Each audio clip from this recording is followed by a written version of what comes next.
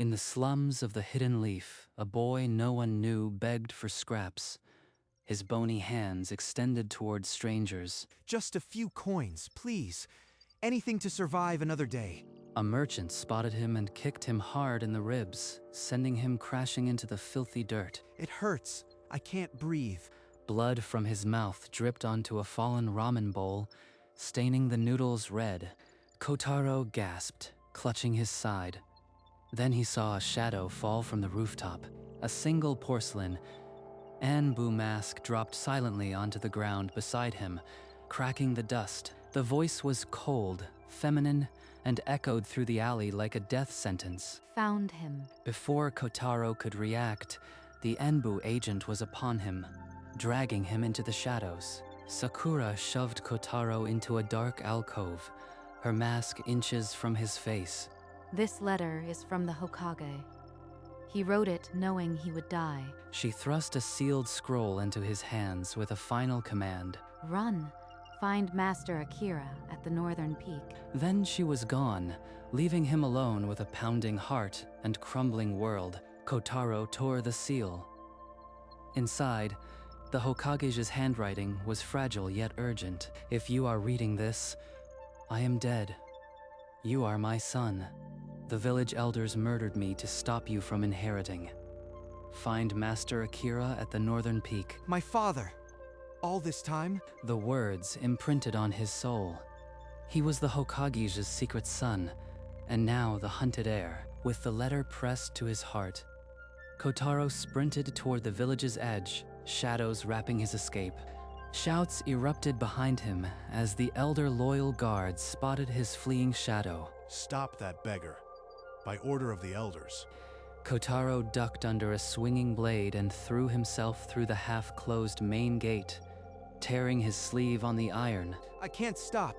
The forest, it's my only cover. The shouts faded, but the silence of the trees was broken by the whisper of death. Two masked assassins lunged at him, their blades aimed at his heart. No, I won't die here. In that instant, his eyes erupted, gold-flecked spirals blazing, and a wave of chakra exploded outward. The assassins were hurled against the trees like ragdolls, their masks shattering on impact. Kotaro collapsed to his knees, the glow fading, his hands trembling at the impossible power that had just saved him. Kotaro dragged himself into a shallow cave, collapsing against the cold stone, his ribs screaming with every breath. I can't give up now, but my body feels like it's on fire. He nursed a tiny flame and unfolded the letter again, tracing the ink with trembling, dirt-caked fingers. You are my son. He wrote that for me. I existed to him. As his thumb brushed a dried bloodstain, a long-buried memory surfaced. A warm hand on his shoulder, a deep voice calling him brave one. Years ago, in that same slum, a noble stranger had knelt before him and pressed a candy into his palm, his eyes flickering with gold. He was watching over me, his own son, hidden in the gutter. That memory hardened his fragile hope into an unbreakable resolve. He tucked the letter away like a sacred relic. Before the first light of dawn, Kotaro stepped out of the cave and faced the jagged northern mountains. He did not look back. The northern peak awaited, and with it, the man who held the rest of the truth. For 3 days, Kotaro climbed through biting wind and sleet, his torn sandals leaving bloody prints on the stone. On the 4th day, the mountain fell silent. Then the rocks above him shattered as 3 new assassins descended. Their masks bore the same elder crest, but this time their movements were coordinated. A kill squad. Kotaro's eyes snapped open, and the gold spirals erupted. But this time, he willed them into existence. Golden chakra surged down his arms, igniting his fists. He was ready. He ducked under a blade and drove his glowing fist into the first assassin's chest, shattering ribs. The second caught him with a kick to the spine, sending him crashing into a boulder. Blood sprayed, but even through the pain, his eyes remained lit. He forced out a spiral pulse, blasting the remaining foes away. The mountains echoed with the explosion, Then silence. Kotaro knelt among the bodies, a deep gash across his leg. With a piece of torn cloth bound around his wound, Kotaro dragged himself onward, his eyes grim but unbroken. The dojo clung to the cliff edge like a forgotten shrine.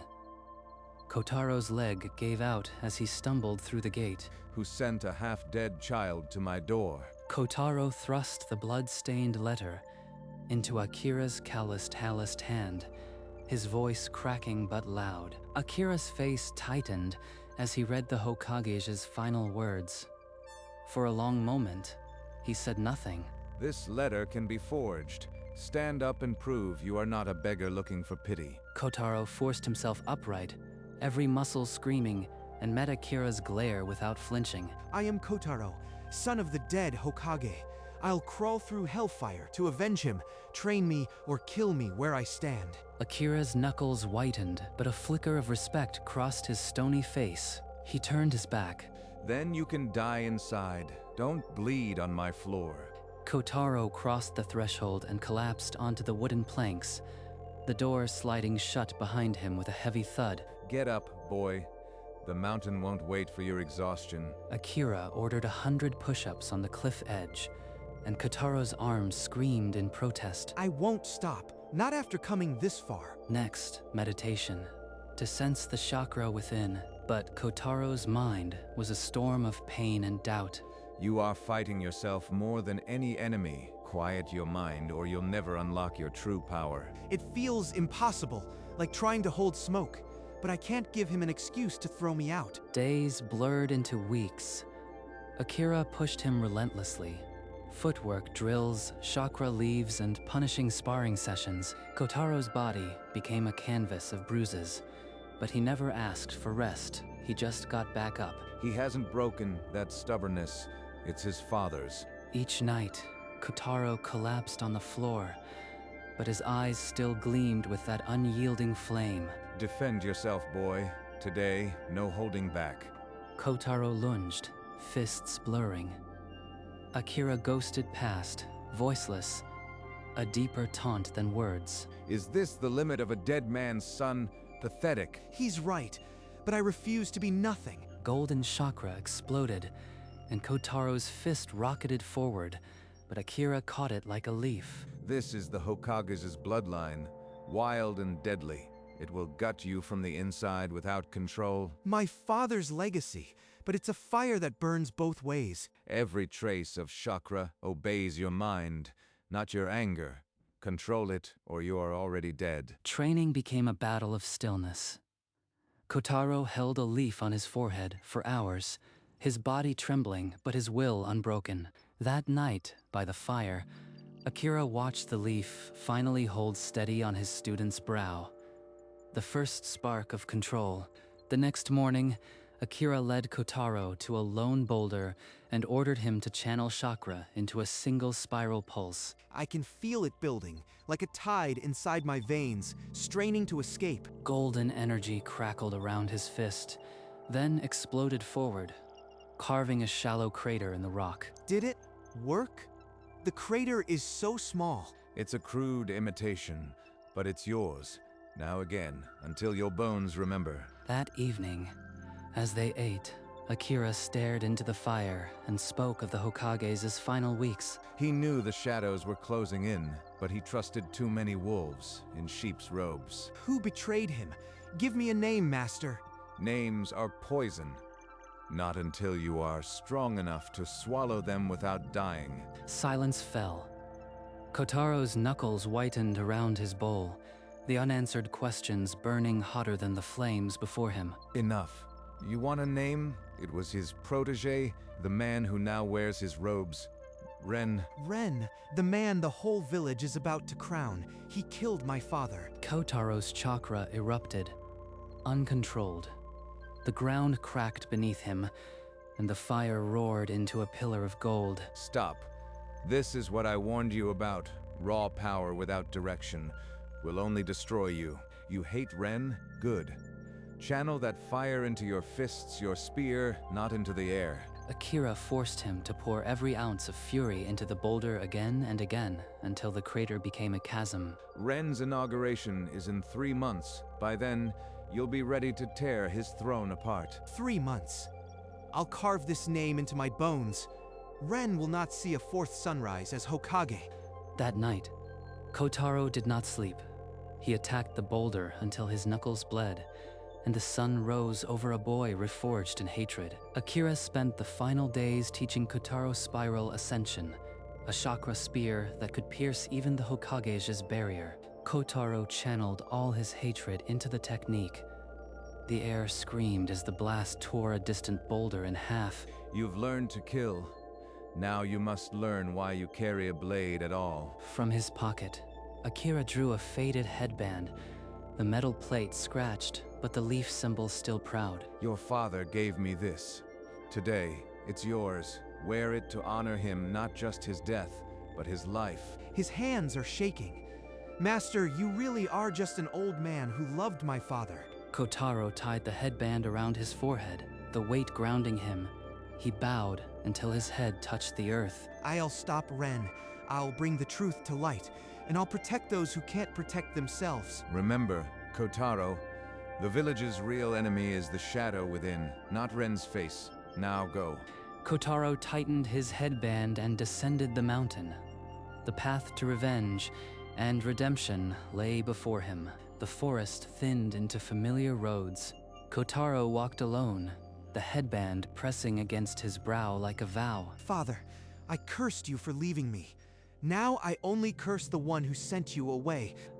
A creaking cart broke his reverie. The same merchant who once kicked him now sneered from the driver's bench. Look at the stray dog wearing a headband. Think some old cloth makes you a shinobi, beggar. Kotaro's fists tightened.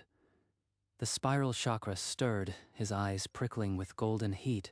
I could break him without effort, but that's the old me. I am my father's son now. He exhaled, and the chakra dissolved like mist. The merchant, unnerved by the silence, cracked his whip and left. I controlled it. I am ready. No one else will suffer for my rage. By dusk, he crouched on a ridge, overlooking the hidden leaf. The Hokage tower glowed like a waiting serpent. He would not enter until the world slept. Tonight, the shadows were his only ally against the impending throne. Kotaro slipped through the familiar slum alleys. The Anbu towers were dark, but his heart hammered a war drum. A hand reached from the shadows and pulled him into a hidden alcove. A cold blade pressed against his back. Don't move, son of the Hokage. I've been waiting 3 months for this. She pulled off her porcelain mask, revealing sharp features and a bitter scowl. I am Sakura, Ren's daughter, and I will help you destroy him. Ren's daughter, the one who gave me the letter, was my enemy's blood. He killed my mother when I was 12. I've been planning his fall ever since. She unfurled a scroll detailing Ren's assassination plot. Names, dates, the Elder's seals. Kotaro scanned the evidence. Akira's half-truths were now branded in ink. Then we strike tomorrow, during his inauguration. He'll confess or die. In a candlelit room, Sakura spread a map of the ceremony grounds, her finger tracing the route to the casket. The moment of silence for the dead Hokage is our opening. You'll walk straight down the center aisle. Kotaro studied the diagram, every guard post marked in red. He tapped the casket symbol. If I make it there untouched, the whole village will see the truth. I'll disable the Anbu alarms on the east roof. When your eyes ignite, I'll silence the Elder's loyalists. And if you are caught, if this is a trap, Sakura... Then you kill me. But I've waited 10 years. I am not dying before he does. Silence hung between them. Kotaro extended his hand, palm up, and she clasped it. The pact was sealed with a shared breath. They extinguished the candle and slipped into opposite shadows. Dawn would break in 4 hours. When the sun rose, the village would burn with truth or drown in lies. The village square swelled with bodies. Every neck craned toward the stage where Ren stood in the Hokage's robes. We honor the fallen Hokage. A moment of silence for his sacrifice. From the back of the crowd, a figure in beggar's rags walked forward, headband gleaming beneath a torn hood. Halt. No one approaches the casket uninvited. Kotaro did not break stride. His eyes stayed fixed on the casket, and a low hum of chakra began to pulse. He stopped at the casket. As the silence peaked, his eyes erupted. Gold-flecked spirals blazing like twin suns. The guard captain froze. Then his sword clattered to the ground. One by one, the entire honor guard dropped to their knees. They recognize my father's chakra. The truth has its own power. On the stage, Ren's face twisted. His knuckles whitened around the arm of the ceremonial throne. The silence shattered into murmurs. The Hokage's secret son had just turned the inauguration into a reckoning. Ren, you murdered my father, the Hokage. Your hands are stained with his blood. A beggar in rags dares to desecrate this ceremony? Guards, arrest this fraud for defiling the Hokage's memory. Before the guards could move, a shadow launched onto the stage. Anbu mask flashing in the sun. Ren did murder the Hokage. He killed my mother and plotted for years. I am his daughter, Sakura. She unfurled a scroll, the very document she had shown Kotaro, detailing the assassination with the Elder's seals. I've waited since I was 12. Every day was a blade in my heart. But now I will drag you down before the entire village. The crowd erupted into gasps. Ren's face drained of color, then twisted into a snarl of pure malice. She's done it. The whole village has heard. Now, there's no turning back. Before Ren could recover, Sakura stepped to Kotaro's side. The two accusers faced the false Hokage alone. The air thickened with tension. The crowd, torn between bewilderment and anger, waited for Ren's next move. Ren's mask shattered.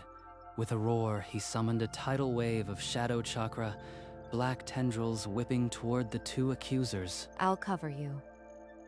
Don't let him complete the technique. Sakura's Anbu training let her deflect the tendrils, while Kotaro's golden chakra burned through the shadows with each punch. I can end this with one strike, but I need an opening. Spiral ascension. Don't fail me now. Golden energy condensed into a spiraling spear in Kotaro's hand, then rocketed forward with a deafening shriek. The spiral pierced through Ren's shadow barrier like paper, the impact splitting the stage in two. Ren crashed to the ground, pinned under a spire of golden chakra, his dark robes smoldering. Kotaro stood over him, chest heaving, the gold of his eyes slowly fading back to dark. It's over, Ren. The village will see you for what you are, a traitor and a murderer. Sakura landed beside him, her blade still drawn, her glare fixed on her father's crumpled form. Confess, Ren. Let the whole village hear it from your traitor's mouth. You think I'll beg? I'll never give you the satisfaction. Kotaro pressed the spear deeper. Ren's defiance shattered, his voice cracking as the truth spilled out. I killed the Hokage. The elders and I plotted for years. I wanted the throne, and I took it. The crowd erupted, gasps, cries, the roar of a betrayed village finally hearing the truth. Arrest every conspirator. The elders, the council. None escape justice. I am the son of your fallen Hokage, but I will not sit on his throne. I will be a voice for the forgotten ones. The people knelt, some cheering, others weeping. A new hope kindled from the ashes of betrayal. Kotaro's gaze met Sakura's, an unspoken promise. Before he turned to the crowd, his path now his own. He had avenged his father, but chose forgiveness over power. The Hokage's legacy would live on, not in robes, but in the heart of a beggar turned guardian. Sakura stepped forward, her Anbu mask long discarded, and the crowd fell into a hush. He killed my mother. I found her in a pool of her own blood, and Ren walked away without looking back. I was 12. That day, I stopped being a child and became a blade. In her mind's eye, a young Sakura clutched a bloodied cloth and whispered a vow of vengeance. I am not his daughter. I sever that bond forever. I'll leave tonight. Your peace should not be shadowed by the daughter of a monster. She knelt and collected the rolled evidence, holding the damning scrolls against her heart. She's choosing exile. I can't stop her. She earned this. Sakura turned, her back straight, and walked down the long aisle toward the gate, the scrolls under her arm. The crowd parted in silence, and her lone footsteps echoed through the square like a fading heartbeat. As the village began to heal, Kotaro walked alone to a quiet grove where the fallen Hokage lay. He knelt before the stone, the worn headband still tied around his forehead, and drew the blood-stained letter from his chest. You kept me hidden to protect me. I understand now. I won't waste that sacrifice. I'll be a guardian for the forgotten. Your chakra will protect the weak through me. I promise. A faint flicker of gold stirred in his eyes, as if the spirit of his father answered through the bloodline. Thank you. For the candy, for the headband, for being here. I'll make you proud. He rose and turned his back on the grave, his shadow stretching long in the dying light. The Hokage Tower gleamed in the distance, a reminder of what he had refused and what he had gained. Without looking back, Kotaro walked toward the village gate, ready to face a world that needed a different kind of Hokage. The letter remained on the stone, a testament to a hidden life, while the hidden sun walked into the light. Sakura walked the forest road alone, the weight of the scrolls light against her heart, but heavy with memory. I used to dream of this day. I thought I'd feel nothing, but all I feel is free. She cradled the porcelain Anbu mask in her hand, turning it over once, then letting it fall to the leaves. That mask was my prison. Now it's just a piece of painted clay. The village bells tolled in the distance, a sound she would not miss, but one she could finally forgive. I hope Kotaro finds what he's looking for. I'll find my own path now. At the edge of the trees, she paused and turned. The hidden leaf shimmered in the morning haze. My father's sins won't define me. My mother's memory will guide me. Sakura pulled her cloak tighter and walked on, her footprints disappearing into the unknown. For the first time in a decade, she had no destination, and that was enough. As dawn broke over the hidden leaf, Kotaro stood on a familiar cliff, the wind teasing the edges of his simple cloak. The tattered hood of his begging days was gone, replaced by a weathered cloak that bore no insignia, only his own resolve. A faint spiral of gold stirred in his eyes, a quiet pulse of the Hokage's bloodline, then faded into warm brown. This power is mine now. Not a curse or a weapon for revenge, just a promise. The village hidden in the leaves stretched below, rebuilding, the ashes of betrayal already swept away. He turned his back on the towers and the thrones, facing the untamed horizon instead. A new road stretched before him, winding through fields of tall grass and the unknown. No more slums, no more hiding. I'll find the forgotten ones and give them a voice. Kotaro walked forward, the first disciple of a different kind of Hokage, one who would never wear the robe. And step by step, the secret sun of the hidden leaf disappeared into the light of a world waiting to be changed.